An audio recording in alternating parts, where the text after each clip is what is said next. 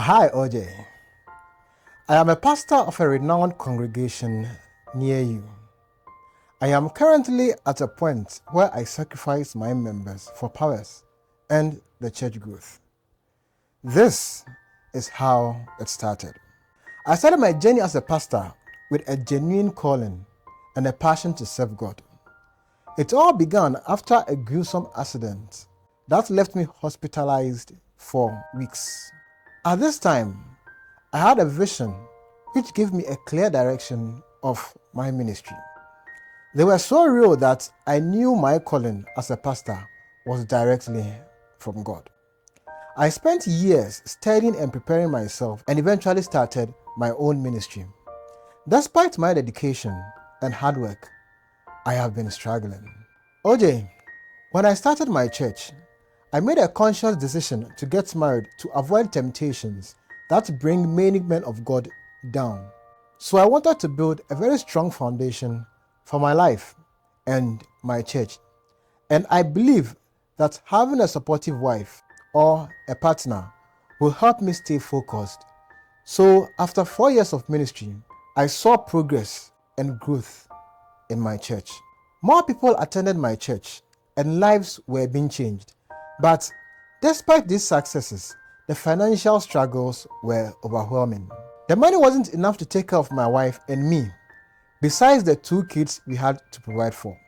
The burden and responsibility was too much on me, and I felt I was a failure.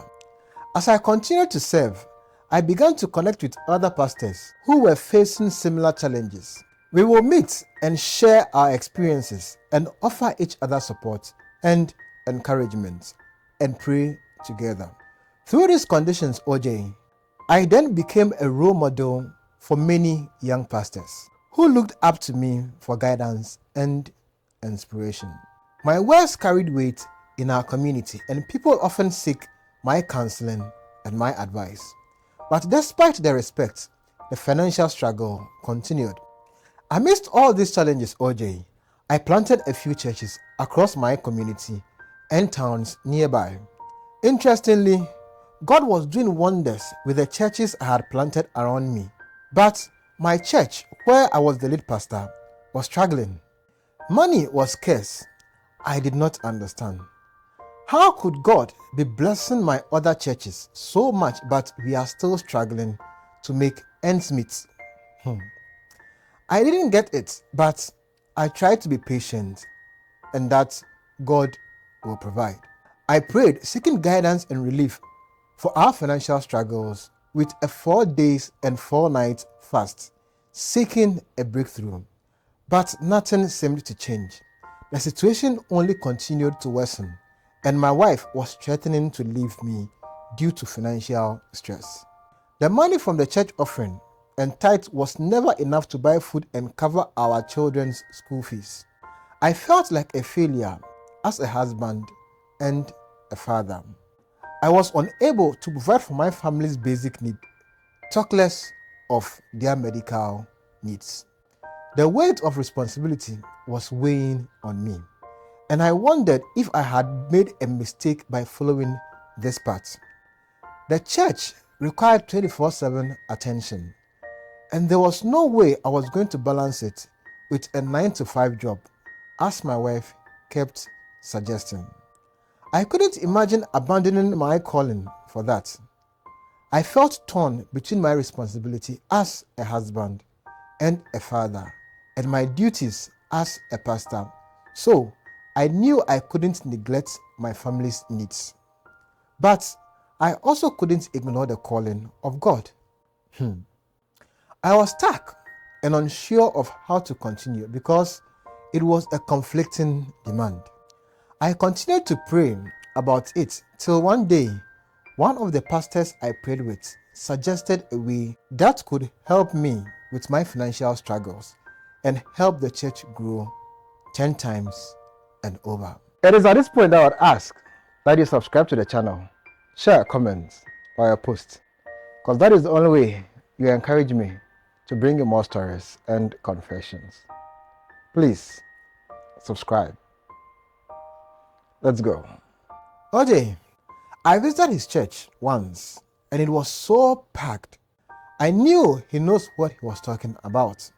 He then told me that there was a way to overcome our financial struggles and take our church to the next level.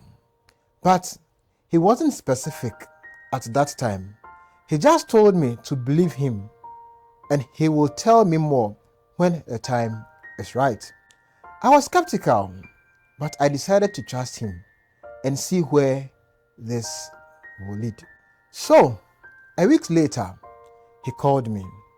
I was surprised to get that call.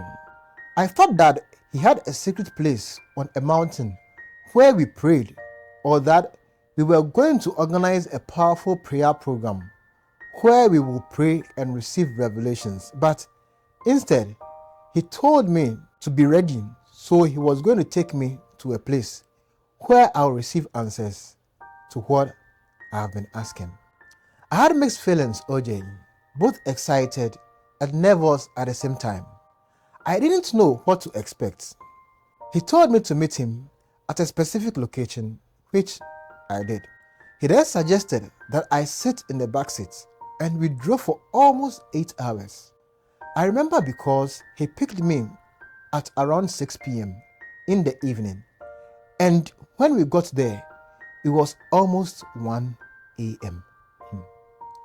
The journey was a long and quiet one, with small talks here and there. Finally, we arrived.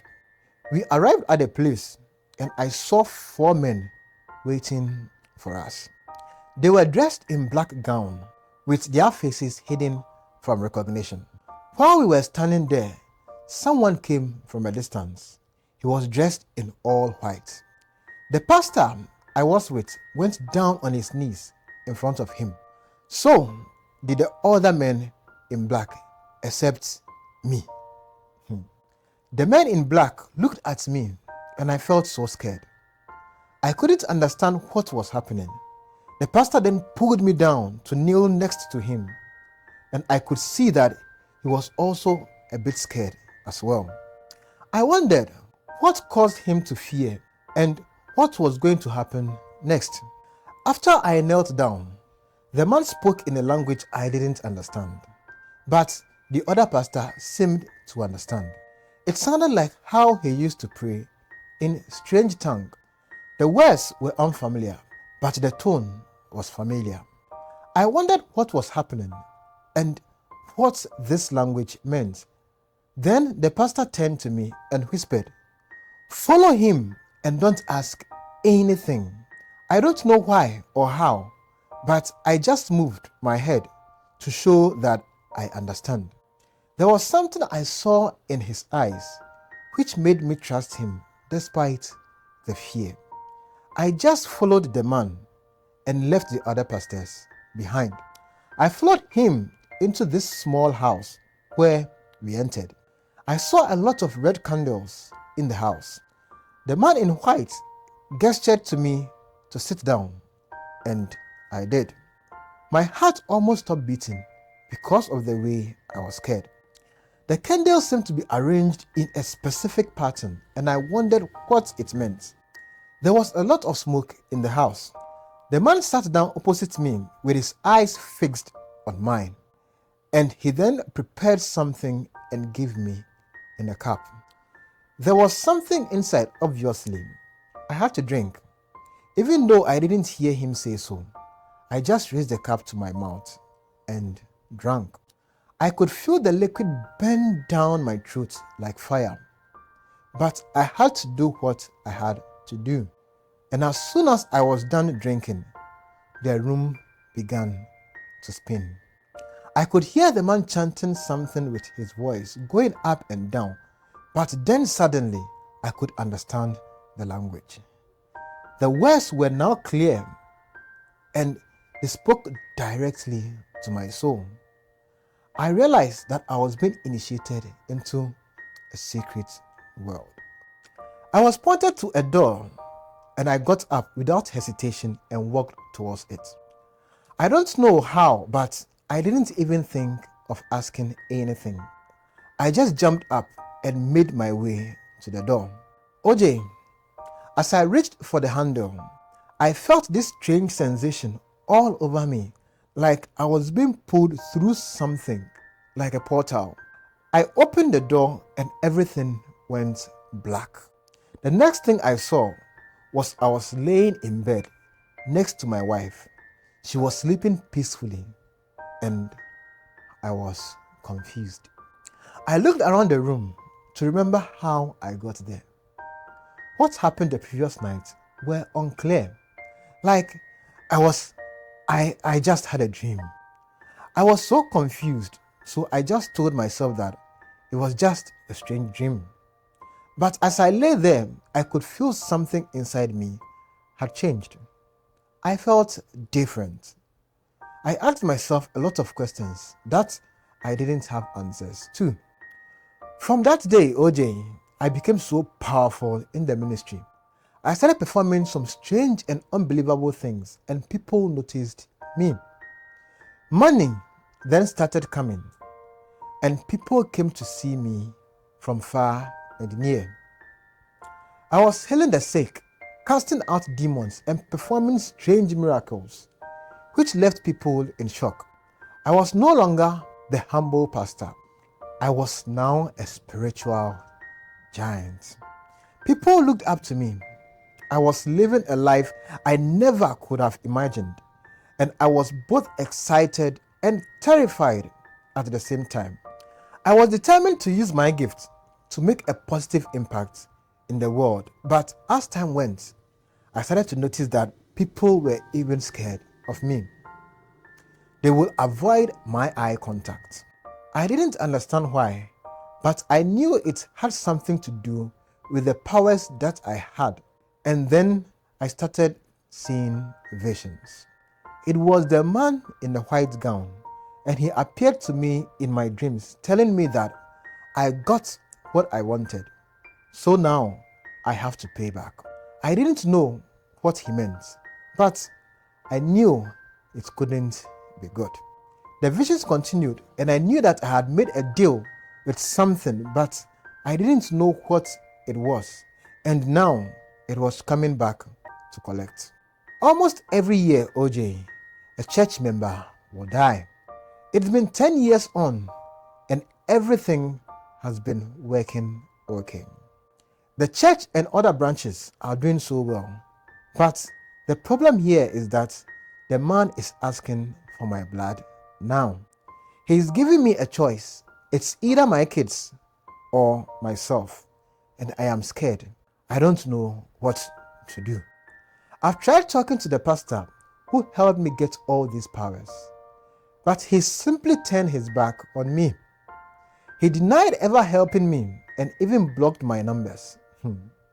He no longer comes to my service, even like he used to. And it's clear that he wants nothing to do with me. I am actually trapped, and I don't know how to escape. OJ, please help me. I am now forced to make an impossible choice, and I know that either way, it won't end well. I know that I can't keep up with it, knowing that I've made a deal with something. I am a pastor, for goodness sake. I am supposed to be a man of God, not a servant of darkness. But I am stuck in this situation, and I don't know how to get out of it. I have tried to pray to seek guidance from the Lord, but I feel like He's not listening. I am starting to think that I've been abandoned, that I am on my own in this fight. OJ, please help me. For more on how his wife destroyed their future, click on this video.